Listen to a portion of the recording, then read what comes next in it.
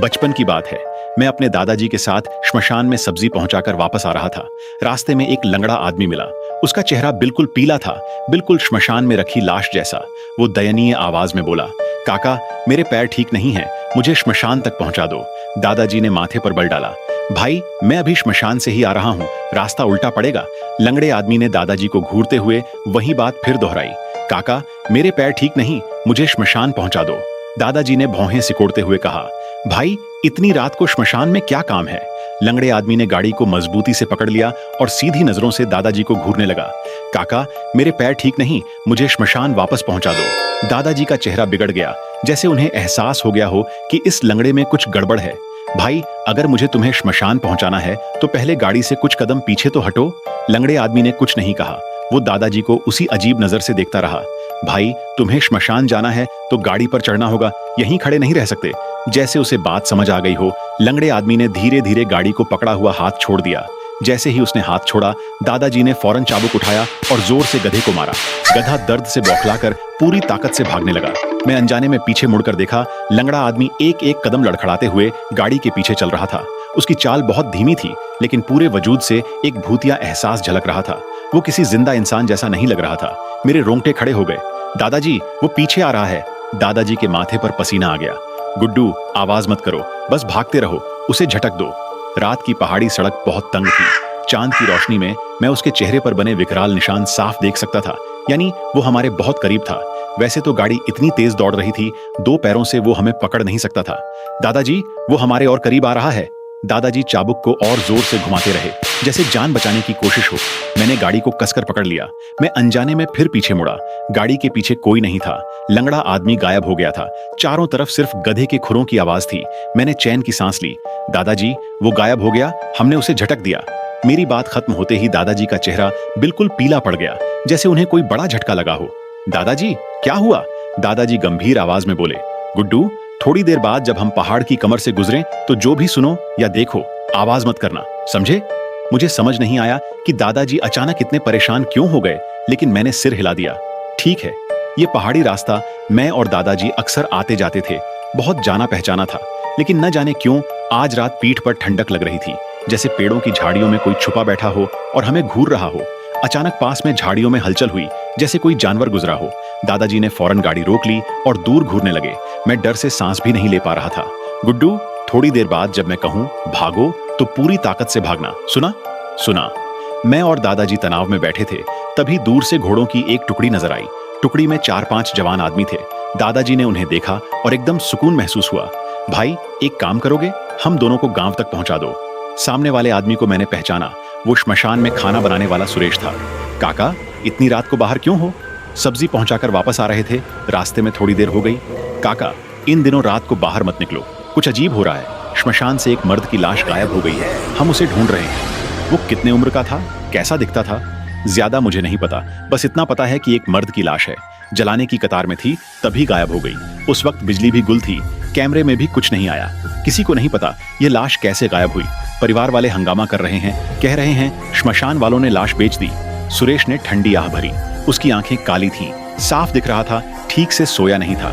काका, बहुत रात हो गई, आप दोनों मेरे घर चलो। नहीं भाई, हमें तो गांव पहुंचा दो, फिर वापस जाकर लाश ढूंढना। इतनी रात हो गई है, अब सहा नहीं जा रहा। दादाजी के माथे पर पसीना था। हाँ, लौटते वक्त एक बात बताऊं, मेरे आते वक्त एक लंगड़ा आदमी मिला था। वो बार बार कह रहा था कि उसे श्मशान पहुंचाओ। बिल्कुल जिंदा नहीं लग रहा था। शायद वही तुम्हारी गायब लाश हो। काका, मैंने श्मशान में 5 साल काम किया है, कभी ऐसी अजीब बात नहीं देखी। आप खुद को डरा मत लो। मुझे लगता है वो लाश शायद किसी जंगली भेड़िए ने उठा ली। दादाजी ने मुंह बंद रखा। सुरेश ने हम दोनों को गांव तक पहुंचाया। शुक्रिया भाई। अंधेरा है, आप लोग मेरे घर रुक जाओ, सुबह होने पर ढूंढ लेंगे। नहीं भाई, ऊपर से जल्दी है। काका, आप घर जाइए, हम निकलते हैं। सुरेश यह कहकर अपने लोगों के साथ चला गया।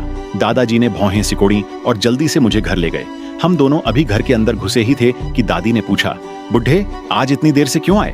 बताओ मत, आते आते एक पागल मिल गया था, बार बार कह रहा था उसे श्मशान पहुंचाओ।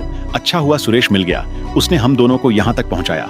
आगे से श्मशान में सब्जी देने जाओ तो जल्दी जाओ, जल्दी आओ, रात को मत लौटो। दादी ने दादाजी को घूरते हुए कहा। रात के रास्ते में अनजान चीजों से दूर रहो।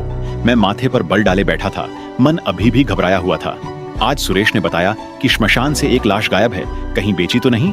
हाँ, आजकल लाशें भी बिकती हैं, गायब हो जाए तो कोई हैरानी नहीं, बस अब सो जाओ। दादाजी ने आंखें बंद कर लीं। अगली सुबह दादी ने सब्जी गाड़ी पर रखते हुए कहा, बुढ़े आज जल्दी जाकर सब्जी दे आओ। दादाजी की बात खत्म नहीं हुई थी कि घर में 2 पुलिस वाले आ गए। एक थोड़ा उम्रदराज था, हमारे गांव का रहने वाला, नाम था राजू, दूसरे को हम नहीं जानते थे। काका, मैं गांव में जानकारी लेने आया हूँ, कल रात श्मशान से 4 आदमी गायब हो गए, इन चारों को पहचानते हो?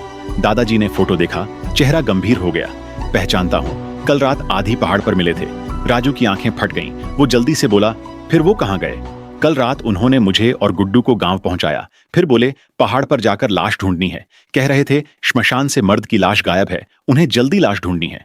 राजू ने माथे पर बल डाले कहा, इसके अलावा उन्होंने और क्या कहा? और कुछ नहीं। काका, क्या आपने हाल में कोई संदिग्ध आदमी देखा?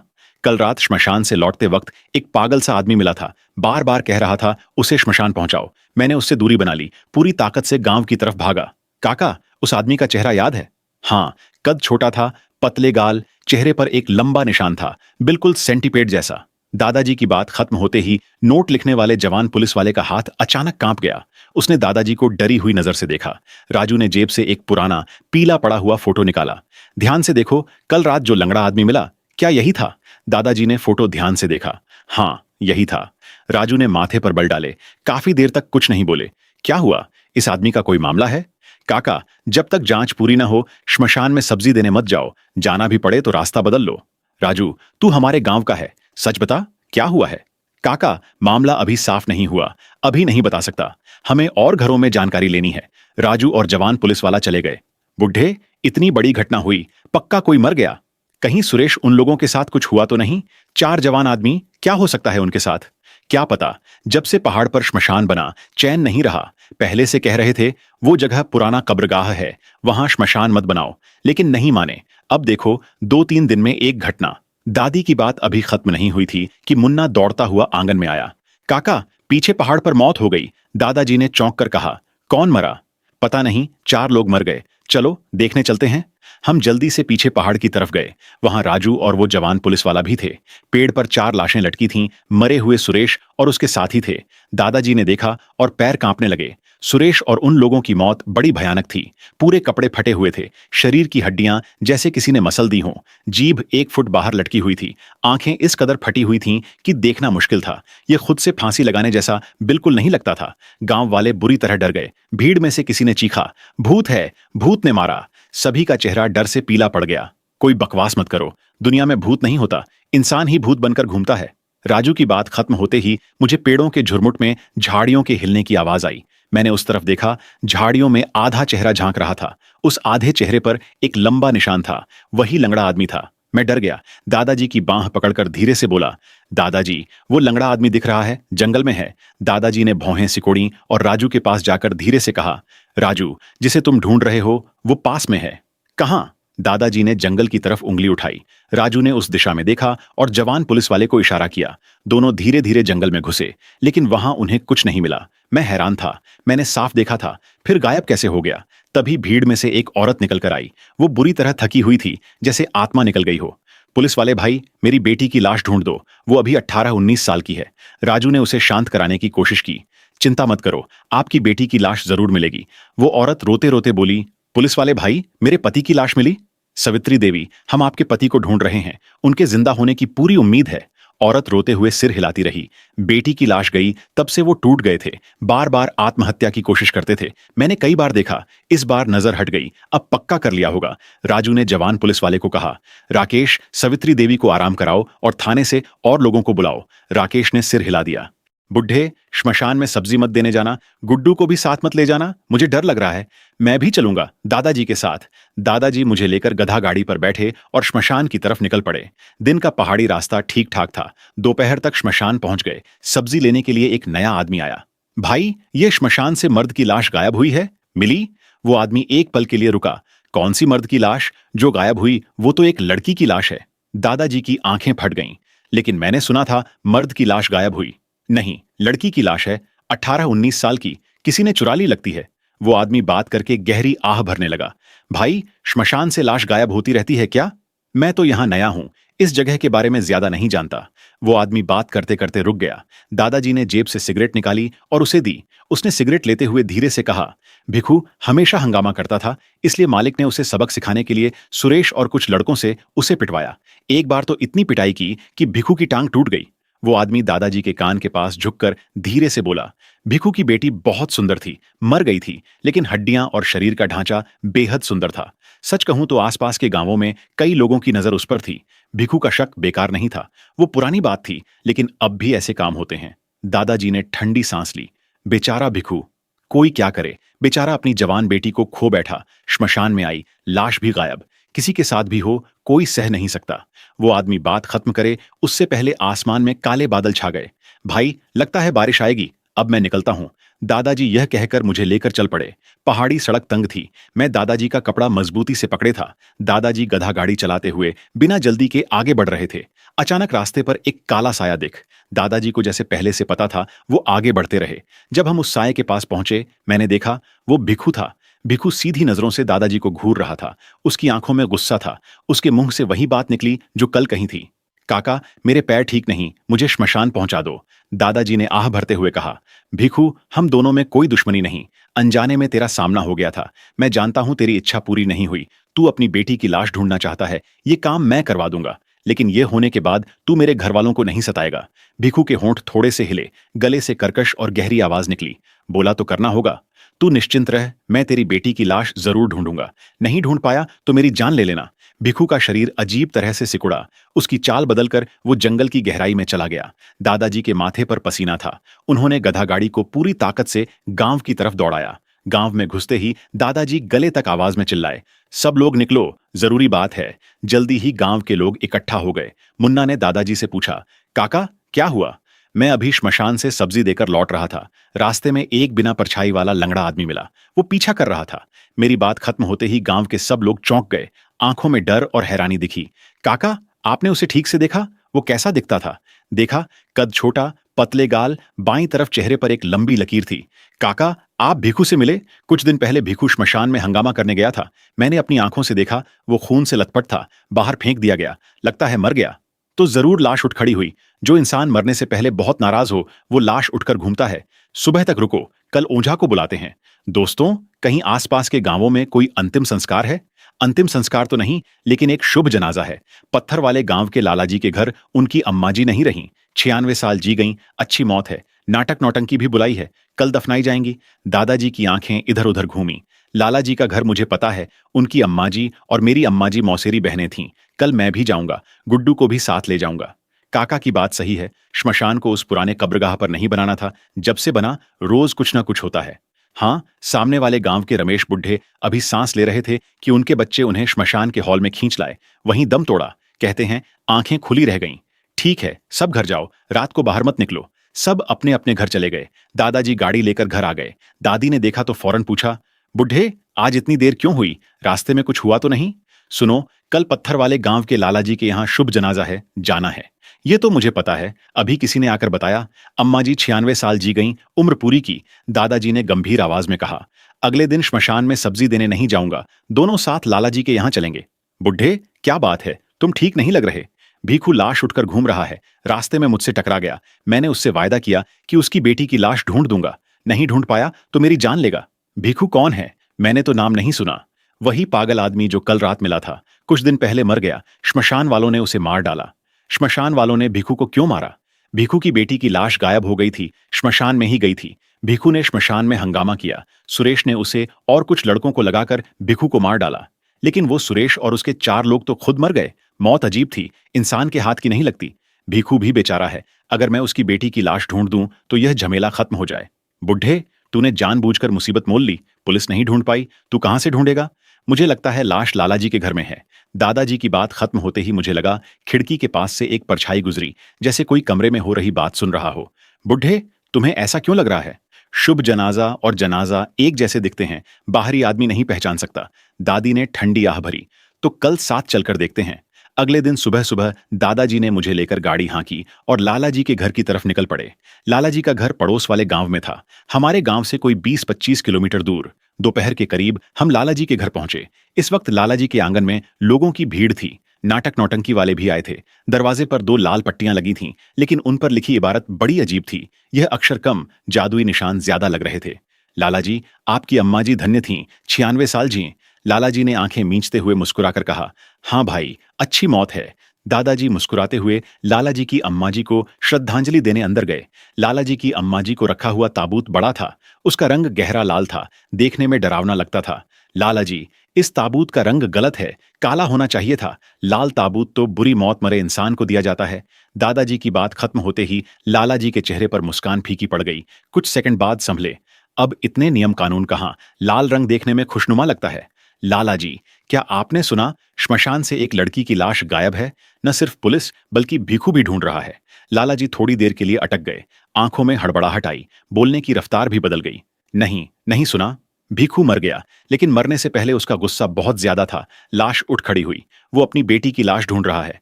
लाला जी का चेहरा पीला पड़ गया। उनकी नजर लाल ताबूत पर गई। भाई, मुझे अभी और काम है, माफ करना। ठीक है, जाओ। लाला जी घबराकर कोठरी की तरफ भाग गए। दादाजी, बात बनी? लाश ताबूत में है। दादी की आंखें फट गईं। तो लाला जी की अम्मा जी की लाश का क्या होगा? इतने बड़े ताबूत में 3 लाशें रखी हैं, ऊपर नीचे 2 परत, बीच में लकड़ी का तख्ता। मेरी बात खत्म होते ही मुझे दरवाजे पर हलचल सुनाई दी। मैंने दरवाजे की तरफ देखा। भीखू आ गया था। भीखू का चेहरा मुर्दे जैसा था। पायजामे पर खून के धब्बे थे। वो बेभाव भीड़ को देखता रहा। पलक झपकते ही भीखू गायब हो गया। दादाजी, भीखू आंगन में आया था। बकवास मत करो, इतनी तेज धूप में वो बाहर कैसे आएगा? गलत देखा होगा। नहीं, सच में भिखू था। दादाजी ने ध्यान से आंगन में देखा, लेकिन भिखू नहीं दिखा। मुमकिन नहीं, इतने लोगों की भीड़ है, यहां की जिंदगी बहुत है, वो आ नहीं सकता। बुढ़े, जल्दी करो, शायद भिखू अभी मरा नहीं है, जिंदा है। दादी की बात अभी खत्म नहीं हुई थी कि लाल ताबूत का ढक्कन खुल गया।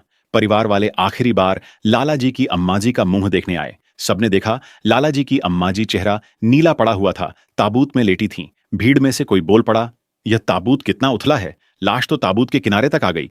हाँ, सच में बहुत उथला है। लाला जी ताबूत पर हाथ टिकाए रो रहे थे। अम्मा जी, चैन से जाओ, ढक्कन मत लगाओ। आंगन के सब लोग दादाजी की तरफ देखने लगे। दादी ने दादाजी की बांह खींचते हुए धीरे से कहा, बुढ़े, क्या करने लगे? लाला जी, मैं डरा नहीं रहा, भिखू आंगन में है। जल्दी बोलो, लड़की की लाश क्या ताबूत में है? ये छोटी बात नहीं है। दिन का उजाला है, भिखू अभी कुछ नहीं कर सकता। जल्दी उस लड़की की लाश बाहर करो, उसे वापस कर दो, नहीं तो रात होते ही तुम्हारे घर में कोई नहीं बचेगा। लाला जी का चेहरा बिगड़ गया। उन्होंने दादाजी की नाक की तरफ उंगली उठाई। तुम हंगामा करने आए हो। लोगों, इस हंगामाखोर को बाहर निकालो। मैं हंगामा करने नहीं, बचाने आया हूं। दिन का उजाला है, जल्दी उस लड़की की लाश बाहर करो, वापस कर दो, नहीं तो रात होते ही। इतने में लाल ताबूत का ढक्कन लगा दिया गया। ताबूत उठाने वाले 4-5 आदमियों ने दांत भींचकर पूरी ताकत से ताबूत उठाया। इस ताबूत में क्या भरा है? इतना भारी, लगता है कई लोगों को उठाए हैं। बकवास मत करो। बाजा खुशी से बजाओ, बिल्कुल शादी जैसा। जहां जहां ताबूत गया, लाल कागज के पैसे बिछाए गए। खुशी की धुन बज रही थी। मैंने देखा, भिखू भीड़ में घुसकर चल रहा था। उसका चेहरा सूना था, एक एक कदम लड़खड़ाता हुआ पीछे चल रहा था। दादाजी ने भी भिखू को देखा। उनकी आंखें चौड़ी हो गईं। भिखू को जैसे लगा कि हम उसे देख रहे हैं। उसने भी हमारी तरफ मुड़कर देखा। गड़बड़ हो गई, वो भीड़ में घुस गया। सुनो, जल्दी गांव जाकर लोगों को बुलाओ। बुढ़े, तुम नहीं चलोगे? नहीं, मुझे यहां देखना होगा। तुम गुड्डू को लेकर पहले जाओ, लोगों को बुलाओ। दादी यह सुनकर मुझे लेकर गांव की तरफ भागी। गांव की सीमा पर पहुंचते ही राजू मिल गया। दादी ने जोर जोर से चिल्लाया, सब निकलो, भिखू देखा, पत्थर वाले गांव में है, जनाजे की भीड़ में घुस गया, लाश उठकर घूम रही है। दादी की बात सुनते ही गांव वालों की आंखें फट गईं। डर चेहरे पर साफ दिख रहा था। ओझा बुलाया जा चुका है, थोड़ी देर में आएगा। सब लोग शांत रहो, दुनिया में भूत नहीं होता, इंसान ही भूत बनकर घूमता है। सब शांत रहो। राजू भैया, मुझे दिखाओ क्या हो रहा है। दादी ने मुझे उठाकर पुलिस की गाड़ी में बैठा दिया। गाड़ी तेज चली। थोड़ी देर में पत्थर वाले गांव पहुंच गए, लेकिन गांव में घुसते ही वहां के लोग चिल्लाते हुए मिले, बड़ी मुसीबत, पीछे पहाड़ पर मर गए, लाश गिरी। भाई, क्या हुआ? पीछे पहाड़ पर मौत हुई है। गांव वालों के साथ हम जल्दी से पीछे पहाड़ पर गए। वहां वो बड़ा लाल ताबूत जमीन पर गिरा हुआ था। उसमें से 3 लाशें बाहर गिरी पड़ी थीं। दादाजी ताबूत के पास जमीन पर बैठे थे, आसपास कोई नहीं था। बुढ़े, क्या हुआ? दादाजी का चेहरा डर से सफेद था। भिखू लाश उठकर निकला। जनाजे में मैं भी पीछे पीछे आया। अचानक भीड़ में से किसी ने चिल्लाया, लाश उठ गई। सब डरकर भाग गए। मैं भी पहाड़ से नीचे भागने लगा, लेकिन बूढ़ी टांगें 2-4 कदम में गिर पड़ा। बेहोश हो गया। होश आया तो 3 लाशें जमीन पर पड़ी थीं। राजू ने माथे पर बल डाले चारों तरफ देखा, फिर जंगल की तरफ गया। वहां लालाजी मरे पड़े थे, कुछ बाहरी लोग भी मरे थे। उनकी मौत बिल्कुल सुरेश वाली जैसी ही थी। काका, आपको बहुत झटका लगा है, घर जाकर आराम करो, बाद में मैं आकर देखूंगा। घर लौटते हुए दादी ने पूछा, बुढ़े क्या हुआ था? पुलिस को कुछ मत बताओ, कुछ मत पूछो। उसके 3 महीने बाद राजू कई बार आया। हर बार दादाजी की बात एक जैसी रही। पहाड़ में कोई कैमरा नहीं था, जो हुआ वो सिर्फ दादाजी को पता था। धीरे धीरे यह मामला एक अनसुलझी पहेली बन गया। अगर आप चाहते हैं कि अगली वीडियो में आपका नाम भी लिया जाए तो अभी इस वीडियो को लाइक करें, हमारे चैनल को सब्सक्राइब करें और बेल आइकन को ऑल पर सेट कर दें। इससे हमारी हर नई वीडियो सबसे पहले आपके पास पहुंचेगी। मिलते हैं अगली वीडियो में। धन्यवाद।